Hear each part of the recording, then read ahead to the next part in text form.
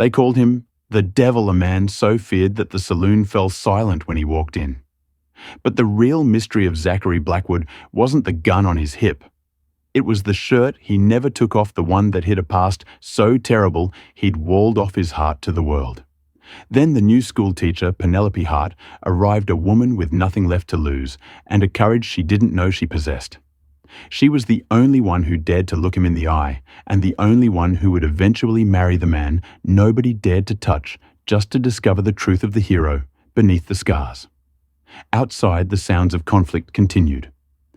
Boots scraping against wooden planks, the crack of another shot, a man's pained cry. Then silence fell heavy and ominous. Penelope gathered her courage. "Who is Zachary Blackwood?" The young man's face palled. "The devil himself, madam, and you don't ever want to cross his path." It was September 1878, and Penelope Hart had just arrived in Crossic with nothing but $20 to her name, a small trunk of belongings, and her father's pocket watch. At 22, she had buried both parents within 6 months of each other, her mother to consumption, her father to a broken heart, and watched as creditors stripped away the family ranch in Nebraska.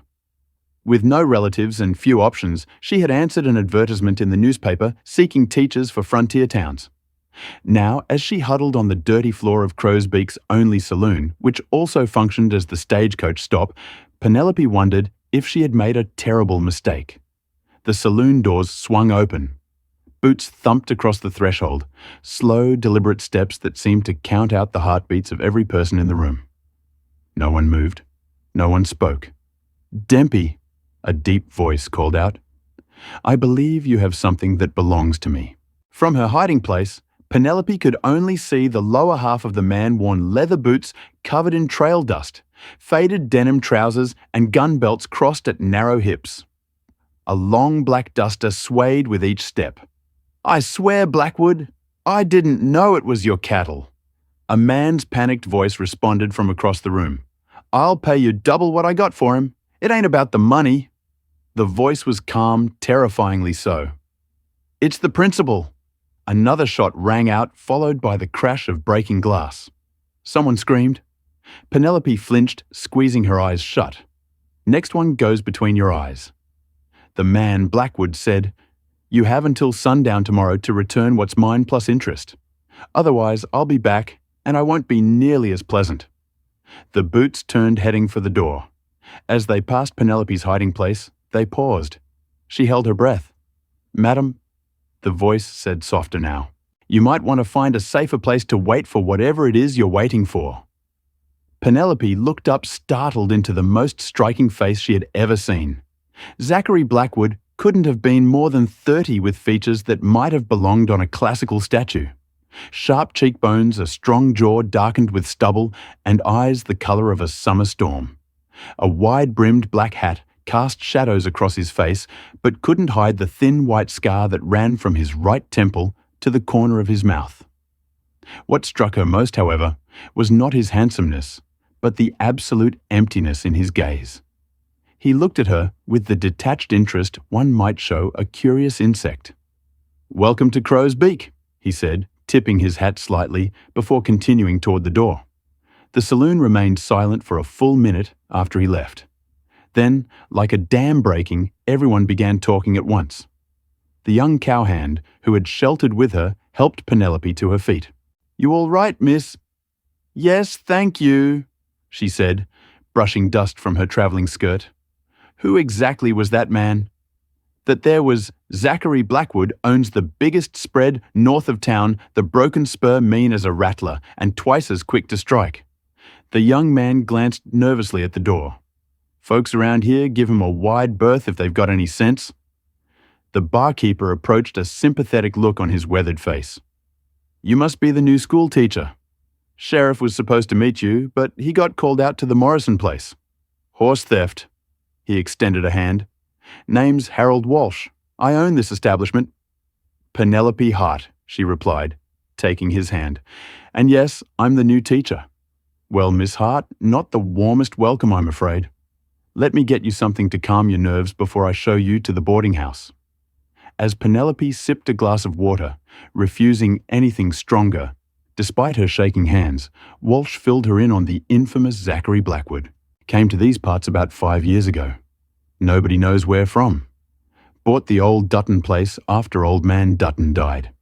Renamed it the Broken Spur. Keeps to himself mostly, but cross him, and God help you. Walsh polished a glass as he spoke. Strange fellow too. Never takes off that black duster, not even in the height of summer. Some say he's hiding something, others say he's running from something or someone added a man at the bar. Whatever his story, he's dangerous, Walsh continued. But fair in his own way, never kills without warning. Never takes more than what's owed. That's supposed to be reassuring? Penelope asked, setting down her empty glass. Walsh shrugged. This is the frontier, Miss Hart. Standards are different here. The boarding house run by Mrs. Violet Murphy turned out to be a tidy 2-story building with white curtains in the windows and a small garden out front, an oasis of civilization in the dusty main street. The widow Murphy herself was a plump woman in her 50s, with sharp eyes and a no-nonsense manner that Penelope found comforting after the chaos of her arrival. Rules are simple, Mrs. Murphy explained as she showed Penelope to a small but clean room on the second floor. No gentlemen callers in private rooms, no alcohol on the premises. Breakfast at 6:00, dinner at 6. You're welcome to use the kitchen for lunch, but clean up after yourself. Laundry day is Saturday. Thank you, Mrs. Murphy. This is lovely. The older woman's expression softened. It's not much, but it's clean and safe. The school's just 2 streets over. You can see the bell tower from your window. After Mrs. Murphy left, Penelope sat on the narrow bed, finally allowing the tears she'd been holding back to fall. Everything she had known was gone. Everyone she had loved was gone. And now she was in this strange, violent place where men shot at each other in broad daylight. And everyone seemed to fear this mysterious Zachary Blackwood. She took out her father's pocket watch, running her thumb over the worn silver case. "What have I gotten myself into, Papa?" she whispered. The next morning, Penelope rose early, determined to make a good impression on her first day at the school. She dressed in her best skirt and shirtwaist, pinned her honey blonde hair into a neat bun, and headed downstairs where the smell of coffee and frying bacon greeted her. 3 other boarders sat at the breakfast table: Mr. Phillips, the telegraph operator, Miss Winters, the seamstress, and Dr. Mason, the town physician. They greeted her politely, curiosity evident in their faces. "Heard you had quite an introduction to our town yesterday," Dr. Mason said, passing her a plate of biscuits. He was a man of about 50, with kind eyes and a neatly trimmed beard. "Word travels fast," Penelope replied, taking a biscuit. "In a town this size, gossip is our main form of entertainment," Miss Winter said with a smile. She couldn't have been much older than Penelope, with dark hair and clever eyes. That, and wondering what Zachary Blackwood is hiding under that duster. Abigail Mrs. Murphy scolded as she brought in more coffee. "Well, it's true," the seamstress insisted. "No man wears a coat like that year-round unless he's concealing something. I've offered to make him new shirts a dozen times, and he always refuses." "Perhaps he's modest," suggested Mr. Phillips, a thin man with spectacles. "Or perhaps he's covered in prison tattoos," Miss Winters countered. "Or scars from knife fights." "Or that's quite enough speculation for breakfast," Mrs. Murphy interrupted firmly. "Miss Hart has her first day of teaching ahead of her, and she doesn't need her head filled with such nonsense." Penelope appreciated the older woman's intervention, but her curiosity had been piqued. What was Zachary Blackwood hiding? And why did everyone in town seem equally fascinated and terrified by him? The Crow's Peak School was a simple 1-room building with rows of desks, a small blackboard, and a pot-belled stove for winter. 27 students ranging from 6 to 16 years of age greeted her with a mixture of shyness, curiosity, and in the case of some older boys, defiance. "Good morning," she began, trying to project confidence she didn't feel. "My name is Miss Hart, and I'm your new teacher." A freckle-faced boy in the back raised his hand. "Miss Hart, is it true you were in the saloon when Zachary Blackwood shot it up yesterday?" Several children gasped. Penelope took a deep breath. First, Mr. Blackwood did not shoot up the saloon. He fired a warning shot. Second, that is hardly an appropriate topic for school. Now let's begin with roll call. The day passed in a blur of lessons, questions, and the thousand small challenges of managing a classroom of children at different ages and skill levels. By the time the final bell rang, Penelope was exhausted but satisfied. Despite the rough start, she felt she had established some authority and even connected with several of the students. As she was locking up the schoolhouse, Sheriff James Porter finally made his appearance. A tall man with a salt and pepper moustache and the weathered look of someone who had seen too much. "Miss Hart," he said, removing his hat. "Apologies for not meeting you yesterday. Had a situation that couldn't wait. So I heard," Penelope replied, pocketing the school key. "Horse theft at the Morrison place. That's right.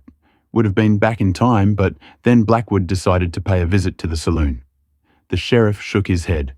"Between you and me, I'm glad I missed that particular showdown." "Is he really as dangerous as everyone says?" Sheriff Porter considered this. "Blackwood's complicated. Dangerous, yes, but not needlessly cruel. He's got his own code. Problem is, nobody quite knows what that code is until they've broken it." He gestured toward the street.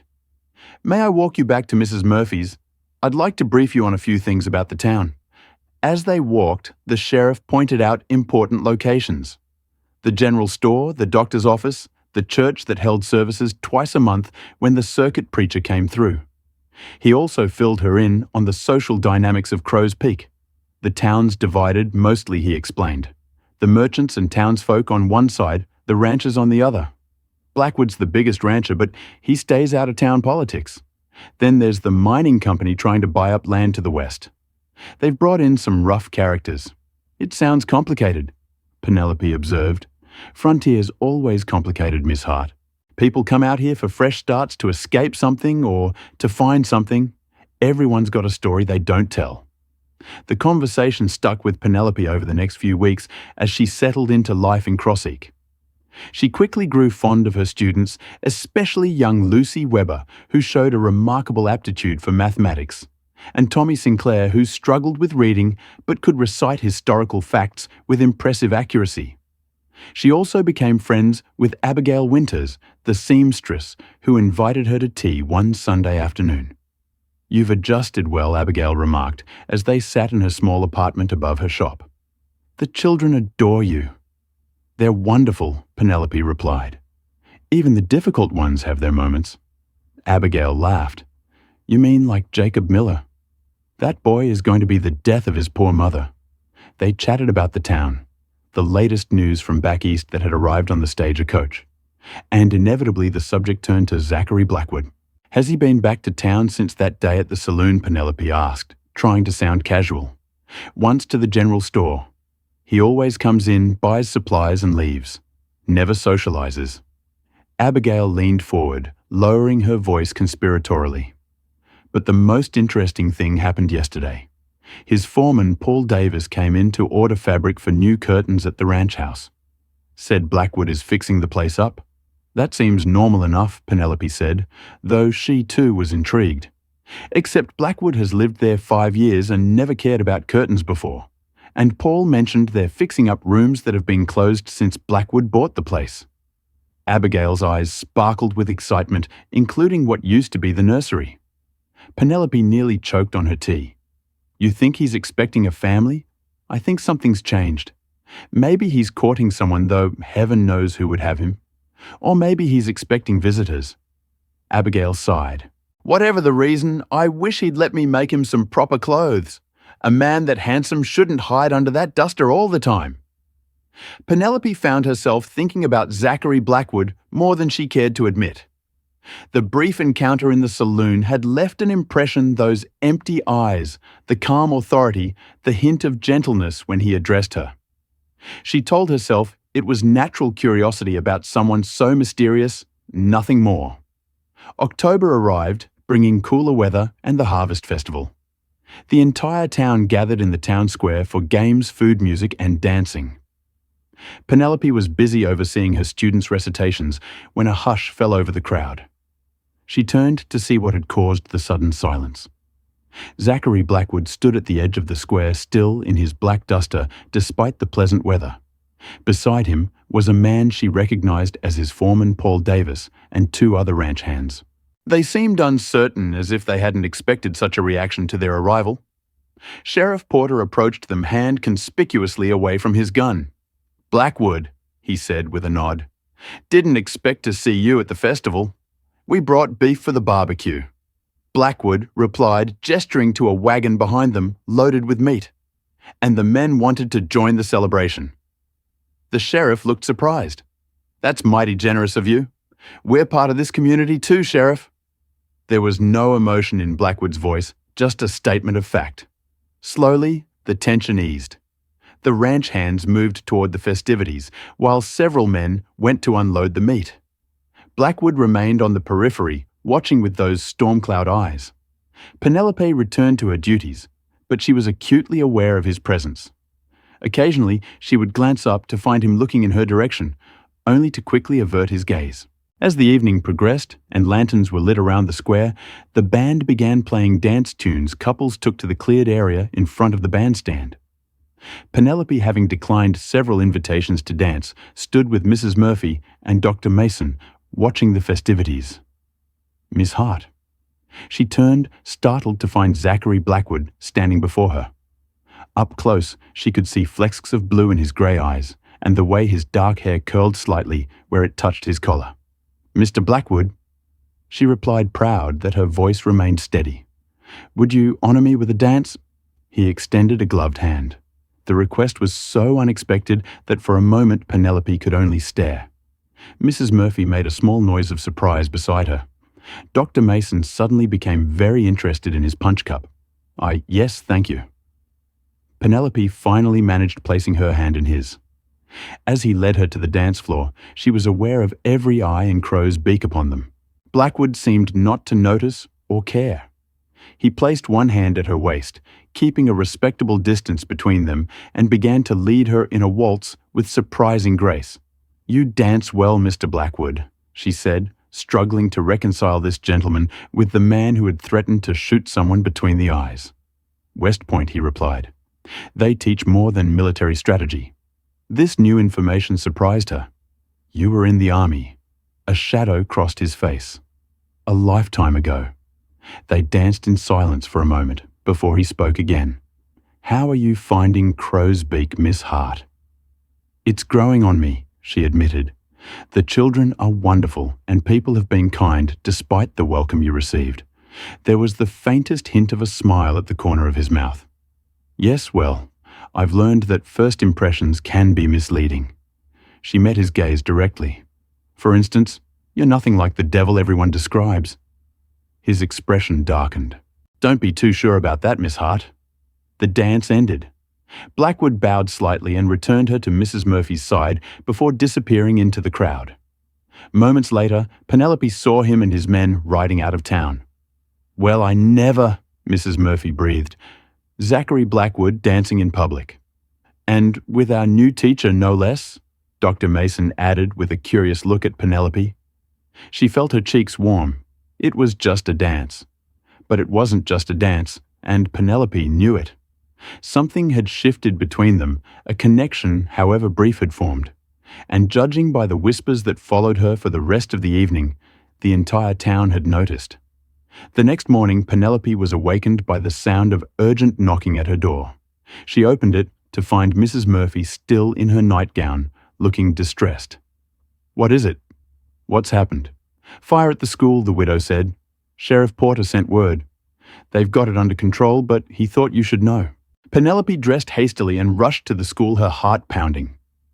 By the time she arrived, the fire was out, but the damage was evident. One wall of the schoolhouse was blackened, windows shattered from the heat. Sheriff Porter and several townsmen were examining the building. They turned as she approached. "Miss Hart," the sheriff said grimly, "I'm afraid this wasn't an accident." "What do you mean?" He held up a charred kerosene lamp. "This was thrown through the window. We found footprints outside. Someone deliberately set the fire." "But why?"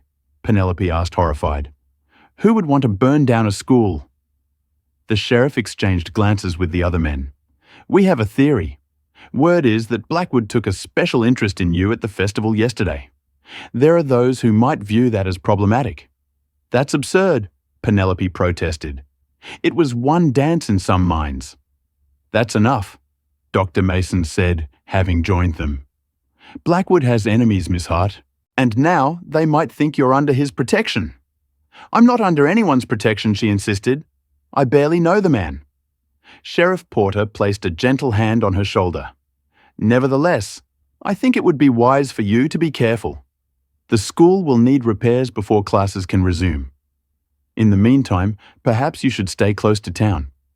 Repairs to the school would take at least 2 weeks. The town council arranged for lessons to be held temporarily in the church, but Penelope found herself with unexpected free time as the arrangements were made. She used it to visit her students' families, learning more about their lives and circumstances. It was during a visit to the Weber farm, 5 miles outside of town, that she encountered Zachary Blackwood again. She was helping Mrs. Weber hang laundry, while little Lucy showed her a collection of interesting rocks when the sound of approaching horses drew their attention. Blackwood rode at the head of a small group of men, all of whom reined in their horses when they spotted Penelope. "Miss Hart," he said, tipping his hat. "Didn't expect to see you out here. I'm visiting my students while the school is being repaired," she replied coolly. Something flashed in his eyes, anger perhaps, or concern. "I heard about the fire. Convenient that someone discovered it before the entire building burned down." There was an implication in his words that Penelope didn't understand, but before she could question it, Mrs. Weber invited the men to stop for coffee. "We won't impose," Blackwood began. But the farmer's wife insisted. "Nonsense. It's the least we can offer after you helped James with that broken fence last month." The men dismounted, though Blackwood remained somewhat apart from the group as coffee was served in the yard. Lucy, unfazed by the newcomer's reputation, approached him with her rock collection. "Mr. Blackwood, you want to see my rocks? Miss Hart says this one might be a fossil." To Penelope's surprise, Blackwood crouched down to the child's level, examining the rocks with genuine interest. "That does look like a fossil, and this one he picked up, a reddish stone, is jasper. Good for making arrowheads?" Lucy beamed. "Do you know about rocks, Mr. Blackwood?" "A little. My father was interested in geology." It was such an unexpected glimpse into his past that Penelope found herself moving closer. Curious to hear more, Blackwood seemed to sense her presence, glancing up with an unreadable expression before returning his attention to Lucy. When the men prepared to leave, Penelope found herself walking alongside Blackwood to his horse. "You're good with children," she observed. "Lucy isn't usually so open with strangers." "Children are better judges of character than adults," he replied. "They haven't learned to fear what they don't understand." There was something in his tone of bitterness, perhaps, or resignation, that made Penelope bold. "Is that why everyone fears you, Mr. Blackwood? Because they don't understand you?"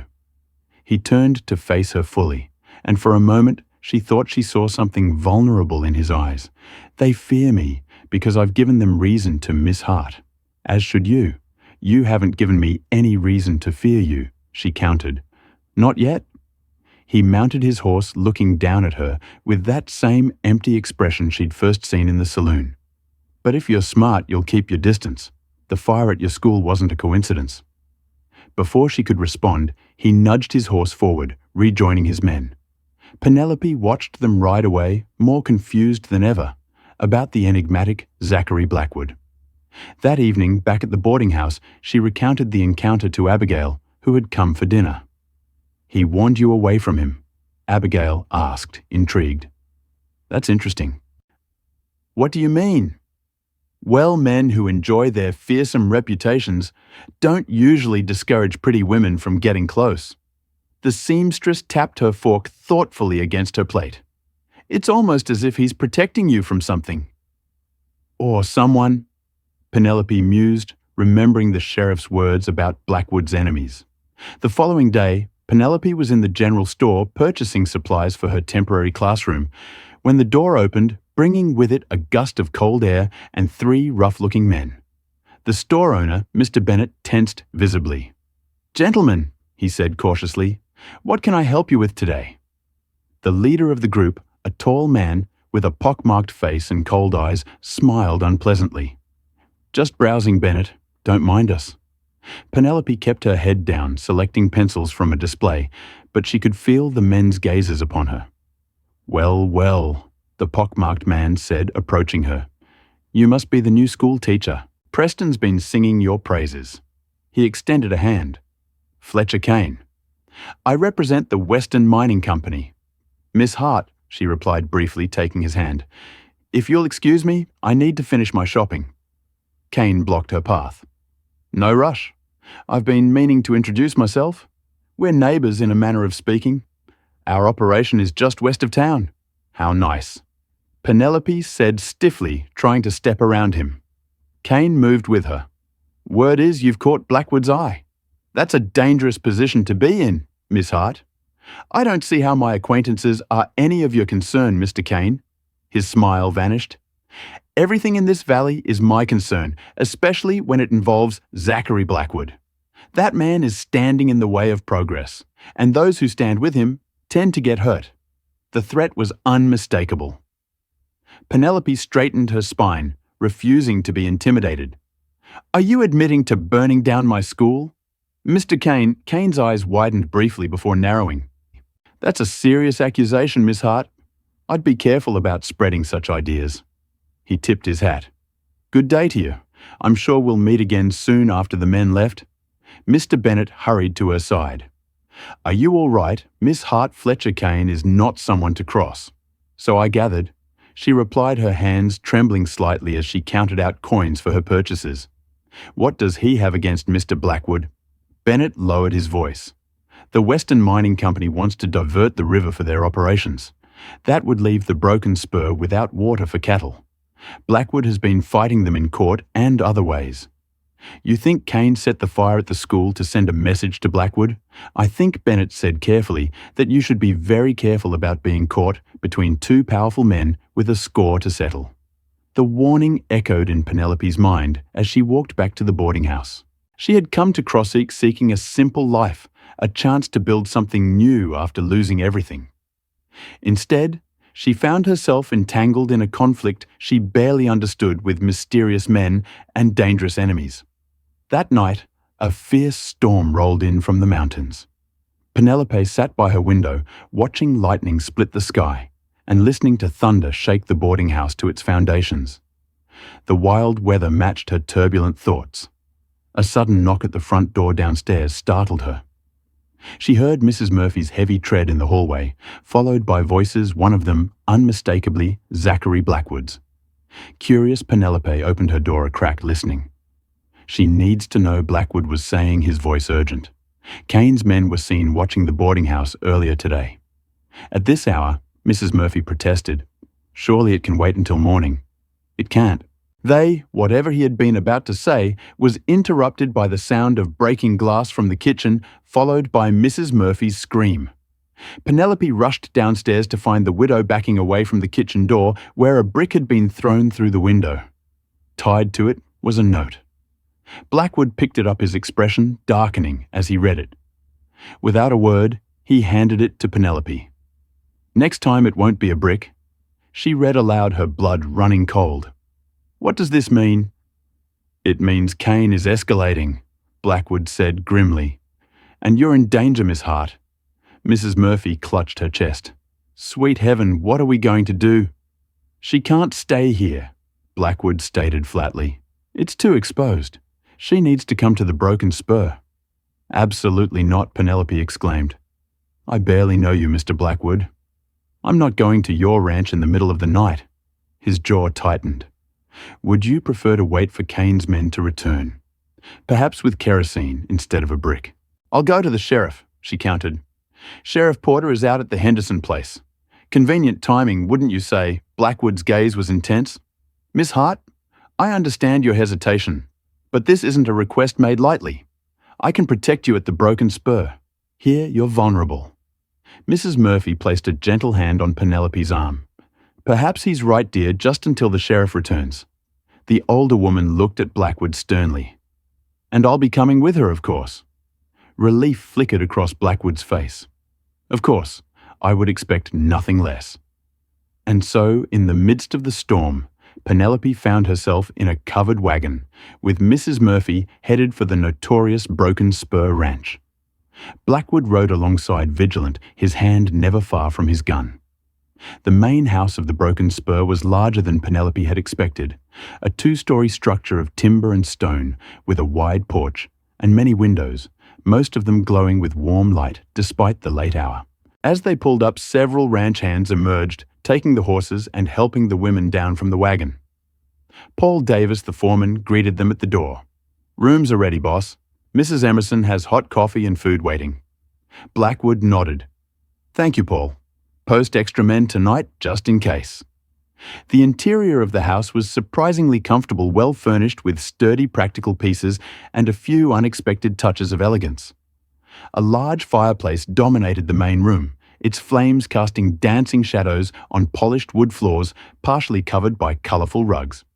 Mrs. Emerson, the housekeeper, was a no-nonsense woman of about 60 who efficiently ushered the damp visitors toward the fire. "Let's get you warm and fed," she said, leading them to a table where steaming bowls of stew awaited. As they ate, Blackwood explained the situation more fully. "Kane wants the water rights to the East Fork of the Silver River. It runs through my property, and he needs it for his mining operation." "But surely there are legal ways to resolve such disputes," Penelope said. Blackwood's mouth twisted in a humorless smile. Kane doesn't care for legal solutions when illegal ones are faster. He's tried bribing officials, threatening ranchers, even sabotaging operations. And now he's targeting Miss Hart because Mrs. Murphy asked. Because he thinks she matters to me, Blackwood said bluntly, and he'll use any leverage he can find. Penelope felt heat rise to her cheeks. "That's absurd. We've barely spoken." Blackwood's eyes met hers across the table. "Kane doesn't deal in facts, Miss Hart. He deals in perceptions. And after the Harvest Festival, the perception is that you have my attention." The way he said attention sent an unexpected shiver down Penelope's spine. Before she could respond, Mrs. Emerson returned to show them to their rooms. "You'll be comfortable here," the housekeeper said, leading them upstairs. "These rooms have been recently refurbished. The bedroom assigned to Penelope was indeed lovely, with a four-poster bed, a small writing desk by the window, and fresh wildflowers in a vase on the dresser. It looked recently decorated with new curtains that matched the bedspread. "This is beautiful," Penelope remarked, running her hand over the quilt. Mrs. Emerson smiled. "Mr. Blackwood has been improving the house lately. Said it was time the place looked like a proper home again." After the housekeeper left, Penelope stood by the window, looking out at the rain-lashed landscape illuminated by flashes of lightning. Somewhere out there, Fletcher Kane was plotting his next move, and for reasons she couldn't fully comprehend, she had become a pawn in his game against Zachary Blackwood. She was startled from her thoughts by a soft knock. Opening the door, she found Blackwood standing there, his duster gone for once, revealing a dark shirt buttoned to the throat and a leather vest. Even without the duster, he maintained a covered appearance with high collar long sleeves and gloves still on his hands. "I wanted to make sure you have everything you need," he said. "Yes, thank you. The room is lovely." He nodded. "I'm glad I—" He hesitated, seeming uncharacteristically uncertain. "I want you to know that despite what Kane believes, I never intended to put you in danger, Miss Hart." "I know that," she said softly. "But I still don't understand why you're going to such lengths to protect me." Blackwood was silent for a long moment. "Because no one else will stand against Kane. Because you came to Crossseek to build something good, and you deserve the chance to do so." His eyes met hers, and for the first time she saw emotion in them, a fierce determination, and something deeper she couldn't name. "And because I find myself unable to stand by while he threatens you." The admission hung between them, heavy with implications neither was prepared to address. Finally, Blackwood stepped back. "Good night, Miss Hart. You're safe here." As he turned to go, Penelope called after him. "Mr. Blackwood." He paused, looking back at her. "Thank you." A ghost of a smile touched his lips before he disappeared down the hallway. Penelope slept better than she expected, lulled by the sound of rain on the roof, and the knowledge that armed men were protecting the property. She woke to sunshine streaming through the windows and the smell of coffee and bacon wafting up from below. After dressing, she found Mrs. Murphy already at the breakfast table with Mrs. Emerson. Blackwood, she was informed, had written out at dawn to check the property boundaries. "He rarely sleeps," Mrs. Emerson confided. "Been that way since he came here. Sometimes I hear him pacing at all hours." "Has he always been so solitary?" Penelope asked, trying to sound merely curious. The housekeeper considered this. "He keeps to himself, but he's fair with the men and generous in his way. Paid for Doc Mason to come out when Hank Willis's boy had the fever last winter. Gave the Prescott family a cow after theirs died. He just doesn't let people get close. Except you," Mrs. Murphy observed. Mrs. Emerson smiled sadly. "I'm just the hired help, madam. I cook his meals and keep his house, but he's as much a mystery to me as to anyone." After breakfast, Mrs. Emerson offered to show them around the ranch. The rain had cleared, leaving the landscape freshly washed and gleaming under the autumn sun. The broken spur was impressive, thousands of acres of grassland, perfect for cattle with the Silver River winding through it like a blue ribbon. "That's what Kane wants," Mrs. Emerson explained, pointing to the river. "If he diverts it for his mining operation, it'll destroy not just the broken spur, but every ranch downstream." As they walked back toward the house, Penelope noticed a small fenced area some distance away. "What's that?" Mrs. Emerson's expression grew solemn. "That's the family cemetery. The Dutton are buried there, the family that owned this place before Mr. Blackwood. He maintains it out of respect, though he never knew them." Penelope found herself drawn to the cemetery. Excusing herself, she walked toward it, curious about this act of respect from a man reputed to be so hard-hearted. The cemetery was small but well tended, with about a dozen graves marked by simple stone markers. The Dutton family plot was in the centre. Jeremiah and Martha Dutton, their 3 children who had died young, and an elderly relative. To the side, somewhat apart, was a newer marker that caught Penelope's attention. Sarah Blackwood. It read, "Beloved Wife, 1848-1876. Penelope stared at the grave, a dozen questions forming in her mind. Zachary Blackwood had been married, and his wife was buried here on land he'd purchased after her death. The date suggested she had died 2 years ago, around the time he had come to Croac. She died in the fire. Penelope whirled around to find Blackwood standing behind her, his expression unreadable as always, but with a tension around his eyes that suggested pain carefully controlled. "I'm sorry," she said. "I didn't mean to intrude. You're not intruding. She would have liked you, I think." He moved to stand beside her, looking down at the grave. She was a teacher too back in Virginia. Penelope remained silent, sensing he needed to speak but might stop if interrupted. "We were traveling west looking for a fresh start after the war," he continued. "Stopped in a town in Kansas. There was a dispute at a saloon. Men with grudges from the war looking for someone to blame." His voice grew distant. "They followed us to our hotel, set it on fire in the night." Horror filled Penelope. "How terrible. I tried to save her. Couldn't reach her through the flames." His hands clenched at his sides. "By the time I fought my way to her, it was too late." Understanding dawned on Penelope. "That's why you never take off your duster. You were burned in the fire." Blackwood's gaze snapped to hers, surprise evident in his face. "You're perceptive, Miss Hart. Is that why you helped me?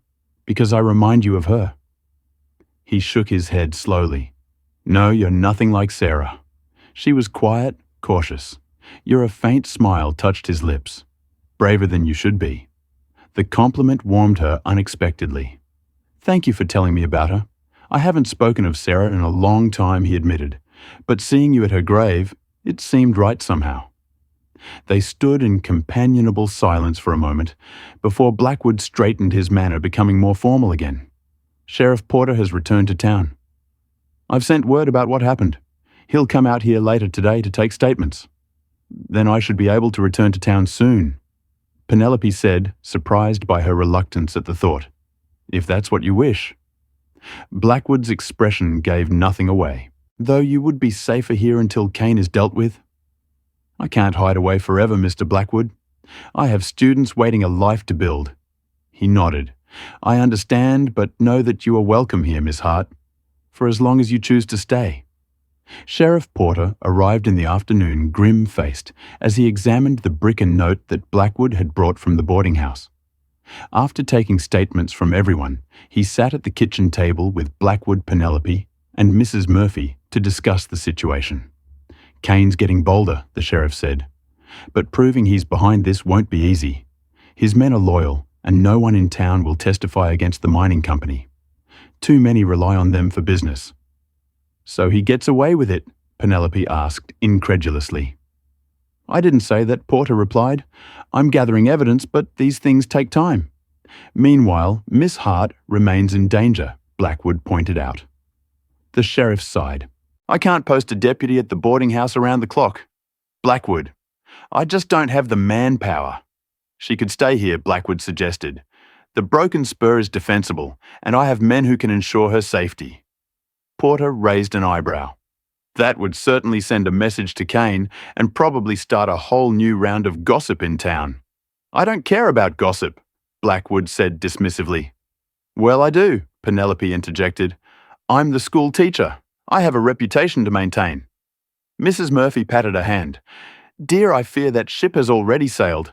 The moment you arrived at the Harvest Festival on Mr. Blackwood's arm. Your reputation took a particular turn. We danced once, Penelope protested. Which is one time more than Blackwood has danced with anyone in 5 years, the sheriff noted dryly. People notice these things. Blackwood looked uncomfortable with the direction of the conversation. What matters is Miss Hart's safety, not town gossip. Perhaps Mrs. Murphy suggested thoughtfully. There's a way to address both concerns. All eyes turned to her. If Miss Hart were to stay here under more formal circumstances, there could be no question of impropriety. The widow smiled. I'm speaking of marriage, of course. Silence fell over the kitchen. Penelope stared at Mrs. Murphy in shock. Sheriff Porter choked on his coffee, and Zachary Blackwood went utterly still, his expression impossible to read. That's absurd, Penelope finally managed. We barely know each other. Marriages of convenience happen all the time on the frontier, Mrs. Murphy pointed out. Mr. Blackwood needs a wife to help manage this big house and provide a civilizing influence. You need protection from Kane. It's a practical solution. I think that's a decision for Miss Hart and Blackwood to discuss privately. Sheriff Porter said, standing up. Meanwhile, I'll head back to town and see what I can find out about Kane's movements. After the sheriff left, an awkward silence descended. Mrs. Murphy, sensing the tension, excused herself to help Mrs. Emerson with the washing, leaving Penelope and Blackwood alone in the kitchen. I apologize for Mrs. Murphy's suggestion, Penelope said stiffly. It was inappropriate. Blackwood studied her for a long moment. Was it would solve several problems at once? Penelope's eyes widened. You can't be serious. I am always serious, Miss Hart. He leaned forward slightly. I own the largest ranch in the territory. As my wife, you would have security protection and the means to build the school you want for your students. And what would you get from this arrangement? She asked, her voice barely above a whisper. His eyes held hers. An ally against Kane. Someone to make this house a home again, and perhaps in time something more.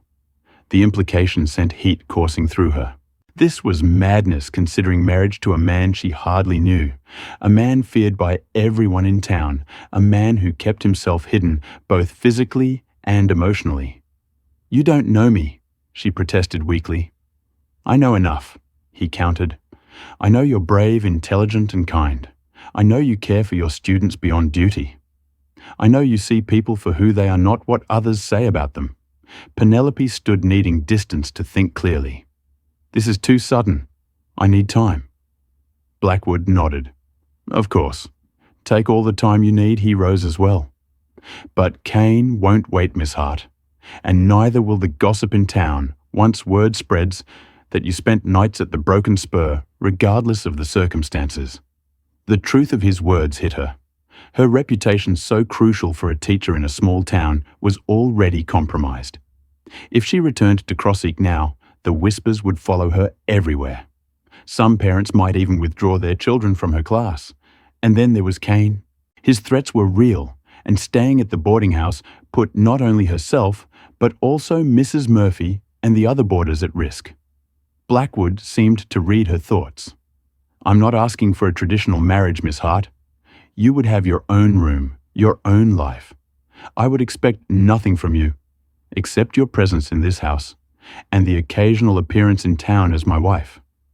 And if I want more than that," the question escaped before she could stop it. Something flickered in his eyes, surprise perhaps, or hope, quickly suppressed. "Then we would discuss it when you're ready." Penelope took a deep breath. "I need to speak with Mrs. Murphy." Of course. She found the widow in the laundry room helping Mrs. Emerson fold sheets. When Penelope explained Blackwood's proposal, both women exchanged knowing glances. "I thought he might suggest it," Mrs. Murphy said. "He's a practical man, and it is a practical solution." "But marriage," Penelope exclaimed to a man. "I barely know a man who never even shows his face in town unless absolutely necessary." Mrs. Emerson hung the last sheet on the line. "Mr. Blackwood is a good man, Miss Hart. Wounded, yes, careful about who he trusts, certainly, but good where it counts. And he clearly cares for you," Mrs. Murphy added. "I've never seen him look at anyone the way he looks at you." Penelope sat on a nearby stool, her thoughts in turmoil. "I came to Crowsbeak for independence, to build something of my own, not to become someone's wife." "Who says you can't do both?" Mrs. Emerson asked practically. "The Broken Spur is closer to town than many of your students live. You could still teach, and with Mr. Blackwood's resources, you could build a better school than the town council ever dreamed of. As for independence, Mrs. Murphy said gently, sometimes true independence comes from making choices that others might not understand, but that you know are right for you." By evening, Penelope had made her decision. She found Blackwood in his study, reviewing ledgers by lamplight. He stood when she entered, his expression cautiously hopeful. "I will marry you," she said without preamble. "But I have conditions." "I expected nothing less," he replied, the corner of his mouth lifting slightly. "Name them. I continue teaching. The ranch hands children and any others who wish to attend classes here until the school in town is rebuilt. After that, I return to teaching there." Blackwood nodded. "Agreed. I want to understand what I'm getting into with Kane and the water rights dispute. No more keeping me in the dark for my protection." "That's fair," he conceded. Penelope took a deep breath. "And I want to see what you're hiding under your shirt." Blackwood went rigid. "Miss Hart, if I'm to be your wife, even in name only, I should know what you're concealing. Not just the physical scars, but the story behind them." She met his gaze steadily. "I won't be afraid, Mr. Blackwood. Whatever you're hiding, it can't be worse than what I've imagined." For a long moment he didn't move. Then slowly, he reached up to unbutton his vest. "Not here," he said quietly. "Come with me." He led her upstairs to what she assumed was his bedroom, a large, sparsely furnished room with a massive four-poster bed and simple furnishings. A single lamp burned on the bedside table, casting long shadows across the floor. Blackwood stood in the center of the room, his back to her. "Close the door." Penelope did so, her heart pounding. She watched as he removed his vest, laying it carefully on a chair. Then he began unbuttoning his shirt, his movements deliberate, as if performing a ritual he both dreaded and accepted as necessary. When the last button was undone, he paused, his hands gripping the fabric. "I haven't shown anyone since the doctors in Kansas," he said, his voice rough with emotion. "Not even Mrs. Emerson has seen. You don't have to." Penelope began, suddenly uncertain of her demand. "Yes, I do." He turned to face her, his shirt still closed. "If we're to have any kind of life together, you need to know what you're agreeing to." With that, he let the shirt fall open, then slip from his shoulders entirely. Penelope gasped. The lamplight revealed what Blackwood had been hiding all these years. A network of angry red scars that covered his chest, shoulders, and extended down his right arm. The burn marks created a twisted landscape across his skin, puckered and discolored, telling the story of his desperate attempt to save his wife from the flames. "Now you know," he said, his voice flat. "Why I never remove my shirt. Why I keep to myself." Penelope moved toward him, her eyes never leaving his face. "You think these scars make you a monster, something to be feared or pied, don't they?" He asked, a rare vulnerability in his expression. She shook her head. "They make you a survivor, Mr. Blackwood. A man who walked through fire to save someone he loved." She reached out her hand, hovering near his chest, not quite touching. "May I?" After a slight hesitation, he nodded. Gently, she placed her palm against his scarred skin, feeling the uneven texture and the steady beat of his heart beneath. "These are badges of courage, not marks of shame." Something broke in Zachary Blackwood, then a wall he had maintained for years crumbling under the simple acceptance in Penelope's touch. He closed his eyes, a shudder running through him. When he opened them again, they were no longer empty. They held pain, yes, but also a warmth she had glimpsed only in rare moments before. "Penelope," he said the first time he had used her given name. "Are you certain about this marriage? There would be no going back." She smiled softly. "I'm certain that I want to help you fight Cain. I'm certain that I want to know the man behind the reputation. The rest we can discover together." The wedding took place 3 days later in the parlor of the Broken Spur. Judge Wilson came from the county seat to perform the ceremony with Sheriff Porter, Mrs. Murphy, Mrs. Emerson, and Paul Davis as witnesses. Penelope wore a simple blue dress that Abigail had altered hastily when she heard the news, and Blackwood wore his customary black, though he had a new shirt and vest for the occasion. The ceremony was brief but meaningful. When Judge Wilson pronounced them man and wife, Blackwood lifted Penelope's hand to his lips in a gesture both respectful and oddly intimate. No further displays of affection were exchanged, though Penelope found herself wondering what it would be like to kiss the solemn man who was now her husband. News of the marriage spread through Crow's Beak like wildfire.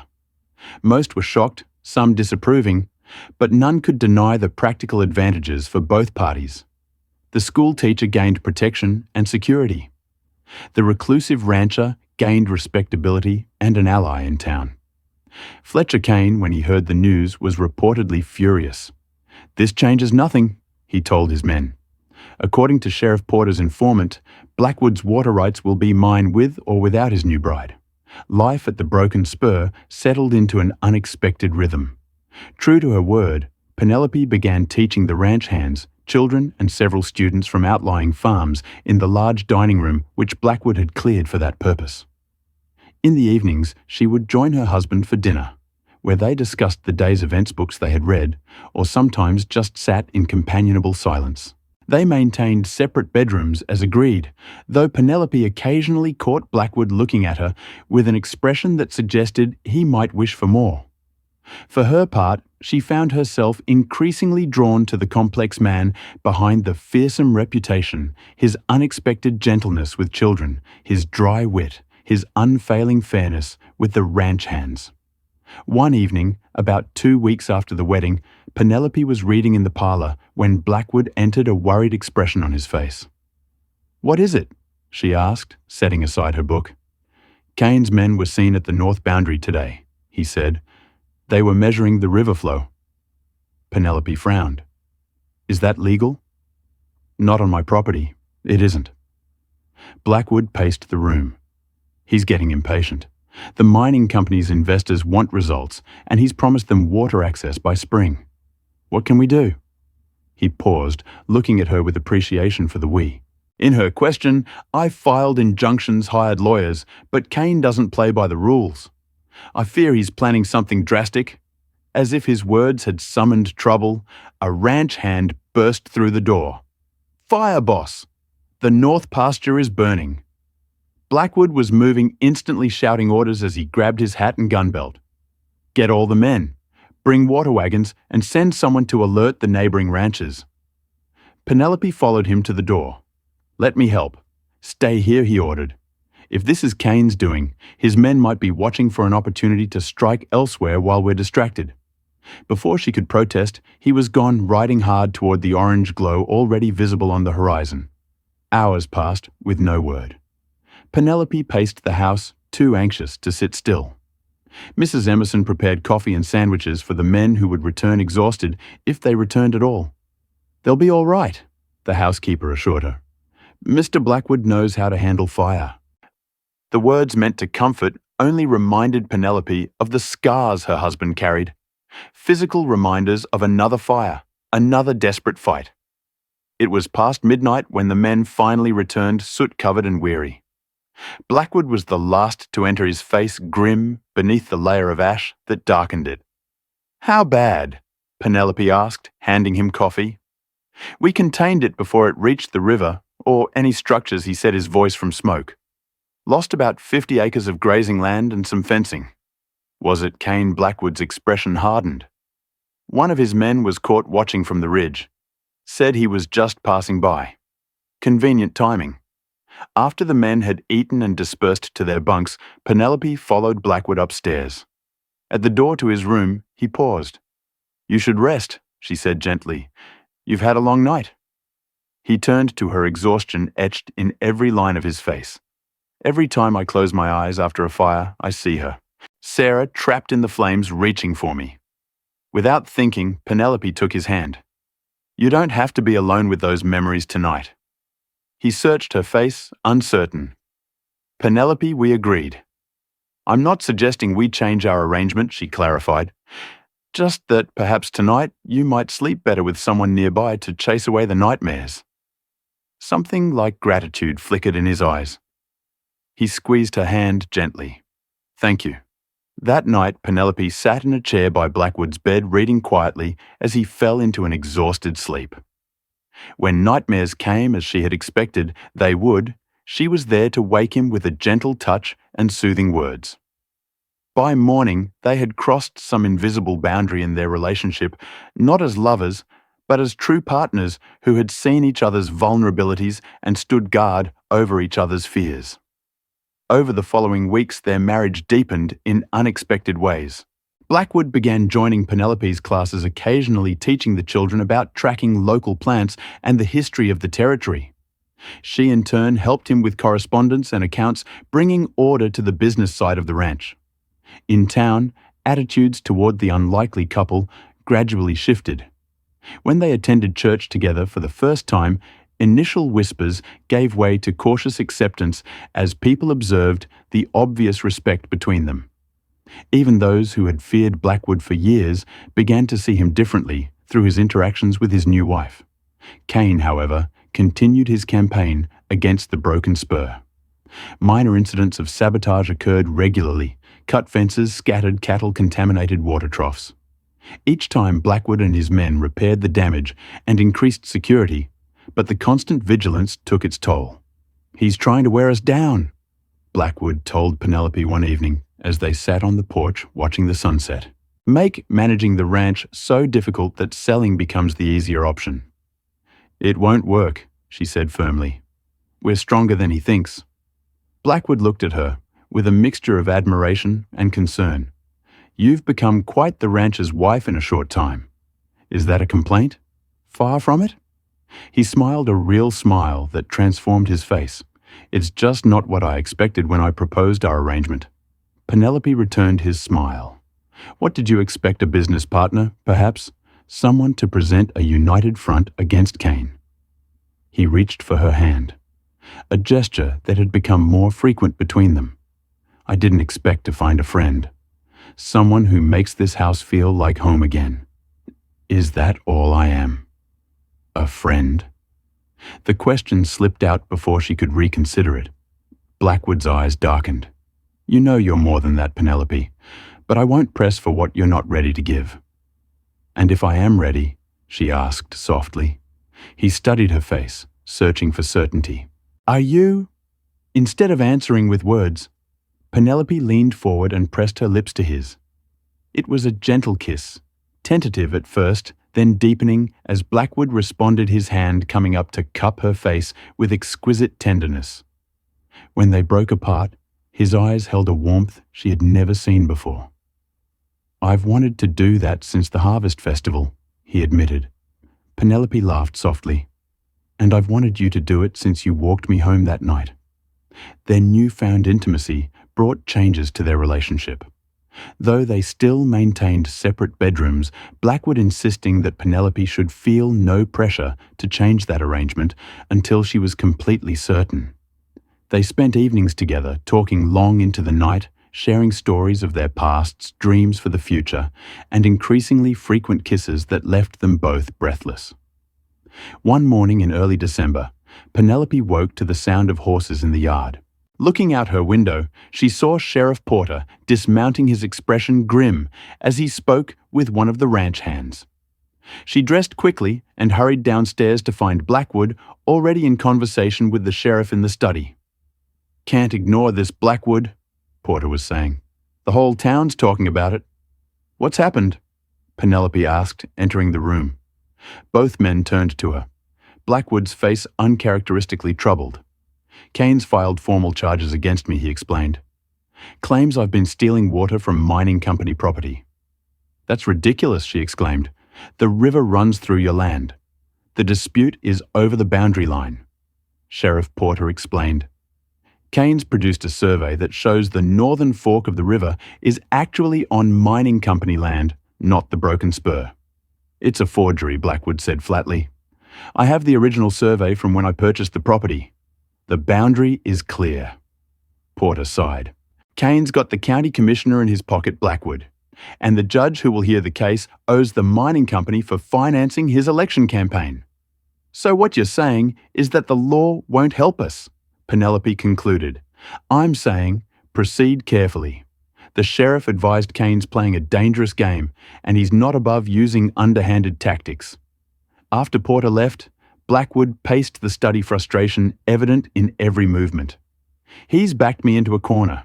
If the court rules in Kane's favor, he gets the water rights. If I take action outside the law, I become the criminal he's painting me as." "There must be another way," Penelope insisted. "Something we haven't considered." Blackwood stopped pacing, his expression suddenly alert. "Perhaps there is. Kane's investors. They're Eastern businessmen who care about reputation and public opinion. If they knew what kind of man they were backing, we could write to them," Penelope suggested. "Gather testimonies from other ranchers Kane has harassed. Better yet," Blackwood said, his eyes lighting with purpose, "we could bring them here, show them exactly what's at stake." The plan took shape quickly. Through connections in Denver, Blackwood arranged for representatives of the mining company's major investors to visit Crossack ostensibly to review the progress of the operation. Meanwhile, Penelope gathered statements from neighboring ranchers and townspeople who had witnessed Kane's tactics firsthand. Kane predictably was furious when he learned of the impending visit. "You think Eastern money men will take your word over mine?" He sneered when he encountered Blackwood in town. "They don't care about water rights or cattle. They care about profit.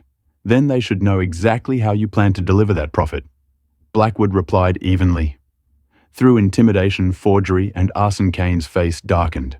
"You'll regret this, Blackwood. You and that pretty wife of yours." The threat hung in the air between them, but Blackwood remained calm. "Touch her, and there won't be a hole deep enough for you to hide in." Word of the confrontation spread quickly. By the time Blackwood returned to the ranch, Penelope had already heard 3 different versions of the exchange. "People are saying you threatened to kill him," she said, as they sat down to dinner. "People exaggerate," he replied, though his eyes held a dangerous glint. "I merely stated facts." Penelope reached across the table to take his hand. "Zachary, promise me you won't do anything rash. We have a chance to solve this legally through the investors." He squeezed her hand. "I promise to try the legal route first. But if he threatens you again, he's trying to provoke you," she pointed out. "Don't give him what he wants." The day the investors arrived, Crossack put on its best face. The town council organized a welcome dinner at the hotel, inviting prominent citizens including Blackwood and Penelope. It was the first formal event they had attended as a couple, and Penelope wore a new green dress that Abigail had made especially for the occasion. "You look beautiful," Blackwood said, as he helped her into the buggy, his eyes appreciative. "And you look very handsome. she replied truthfully. He had dressed with care in a new black suit, his usual high collar and long sleeves maintaining his privacy while still appearing formal. The dinner was a tense affair. Kane and his associates sat at one end of the table with the investors, three serious-looking young men from New York and Boston. Blackwood and Penelope sat with Sheriff Portermayor Collins and several ranchers at the other end. As the meal progressed, conversation inevitably turned to the mining operation and its needs. Water access is our primary concern, explained Mr. Harrington, the lead investor. Mr. Kane assures us that the legal issues will be resolved shortly. Legal issues have a way of becoming complicated when one party falsifies documents. Blackwood said mildly. Kane's face flushed. That's a serious accusation, Blackwood. It is, Blackwood agreed. One I'm prepared to substantiate. Before Kane could respond, Penelope spoke up. Gentlemen, perhaps you would consider visiting the Broken Spur tomorrow. See for yourselves the river in question and how crucial it is to the ranching operations in the valley. Mr. Harrington looked intrigued. That seems reasonable, mister. Kane has shown us the mining operation. It would be educational to see the other perspective. Kane could hardly object without appearing obstructionist. Of course, he said through gritted teeth, though I'm not sure what Mrs. Blackwood hopes to accomplish. Understanding, Penelope replied, simply, something in short supply lately. The following day, the investors arrived at the Broken Spur, clearly impressed by the scale and efficiency of the operation. Blackwood led them on a tour explaining the ranch's dependence on the river for cattle crops and household use. He showed them the original survey documents pointing out discrepancies with Kane's version. If the river is diverted as planned, he explained, not only would the Broken Spur suffer, but also every ranch and farm downstream. The environmental impact would be devastating. Mr. Harrington, a shrewd businessman but not without conscience, looked troubled. Mr. Kane indicated that the diversion would have minimal impact on local agriculture. He lied, Blackwood said bluntly, as he's lied about many things. At that moment, Paul Davis approached with several ranch hands. Boss, you need to see this. They followed him to the north pasture where Kane and a group of his men were erecting markers along what they claimed was the true property line well inside Broken Spur territory. What the hell do you think you're doing? Blackwood demanded, dismounting. Kane smiled unpleasantly. Just marking the boundary according to the legal survey, Blackwood. These gentlemen should see exactly where mining company land begins. This is blatant trespassing and you know it. Blackwood said, his voice dangerously calm. The investors looked uncomfortable. Mr. Kane, perhaps this is not the appropriate time, Mr. Harrington began. It's exactly the appropriate time, Kane interrupted. Blackwood's been squatting on company land for years. It ends now. One of Kane's men moved toward the river with what appeared to be surveying equipment. Several Broken Spur hands intercepted him, tensions rising visibly. Stop this, Penelope urged, moving between the groups.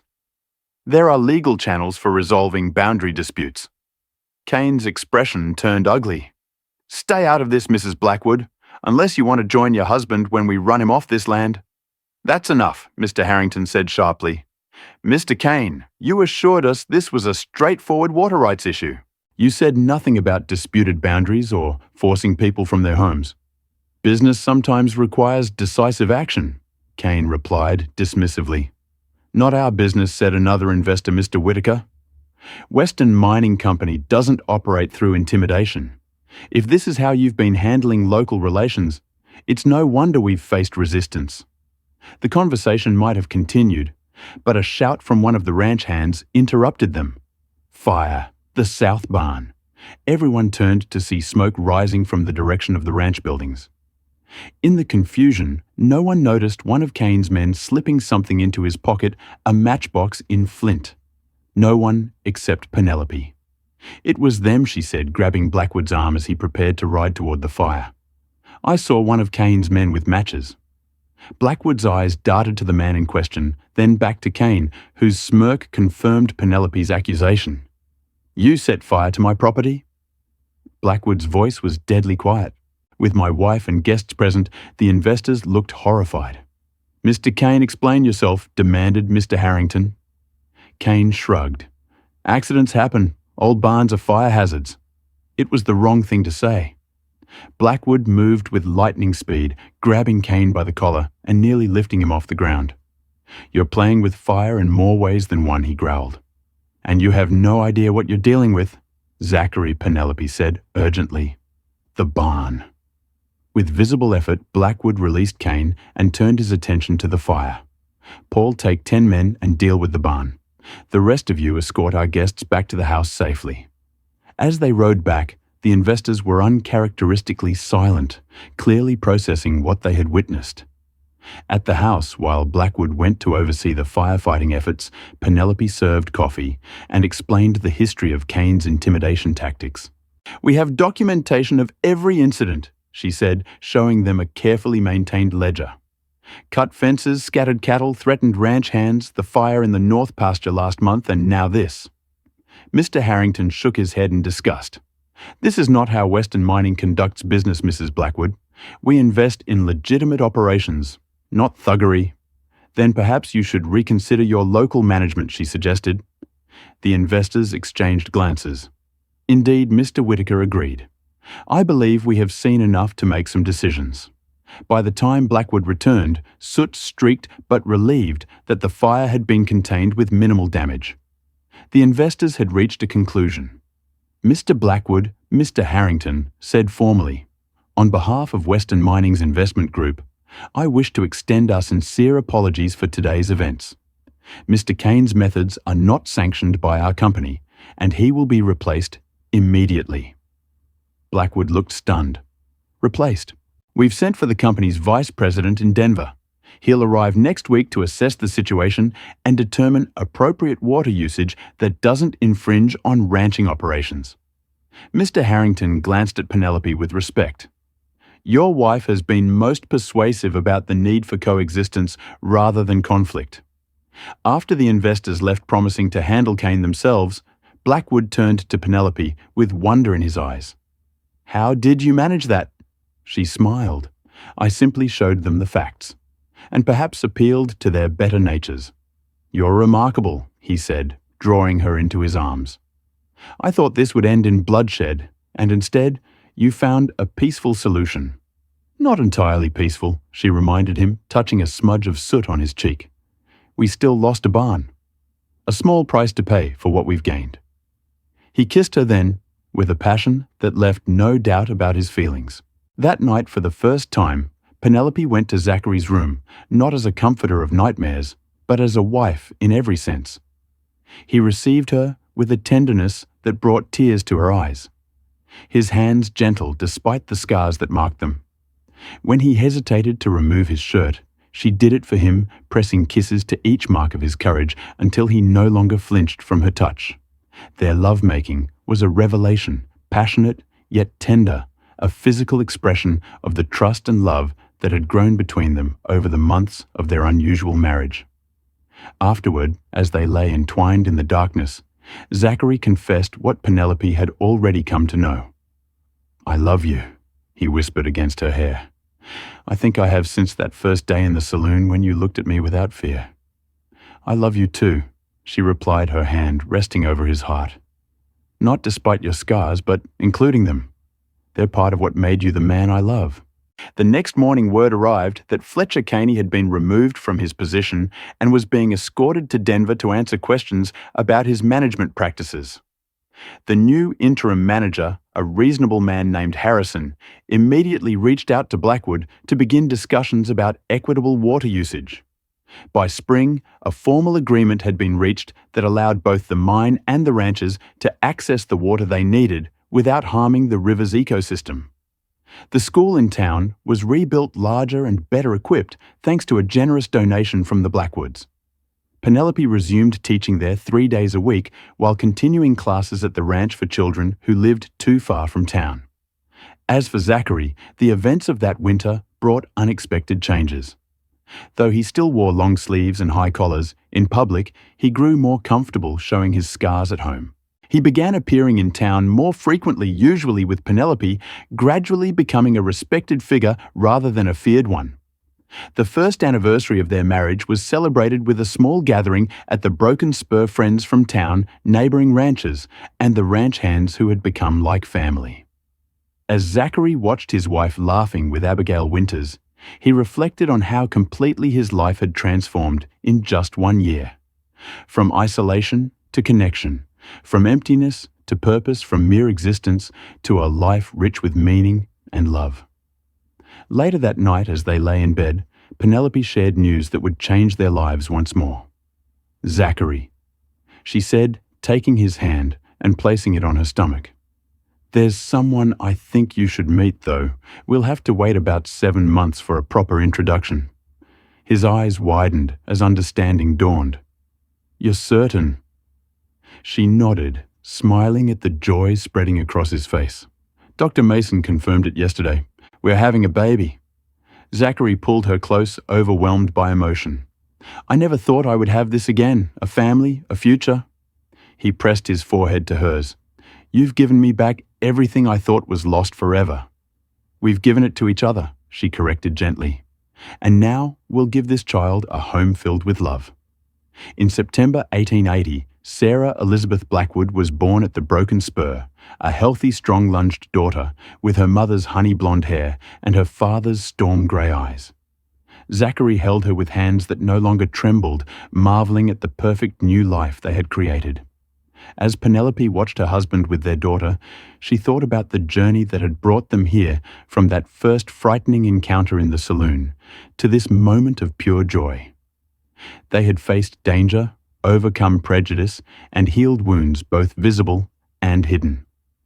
The cowboy nobody dared to touch had become the man she couldn't imagine living without. And the scars he had hidden for so long had become symbols not of loss, but of survival, reminders that even through fire, love could endure. In the years that followed, the Broken Spur flourished. 2 more children joined the family, James in 1882 and Rebecca in 1884. The school Penelope established at the ranch became known throughout the territory for its excellence. And Zachary, once feared and avoided, became a respected community leader, using his influence to help other veterans rebuilding their lives after the war. On warm summer evenings, the family often sat on the porch watching the sunset paint the western sky in brilliant colors. And sometimes when the children were asleep, Zachary and Penelope would dance slowly in the parlor, no music needed beyond the rhythm of their hearts beating in tandem. "You ever regret it?"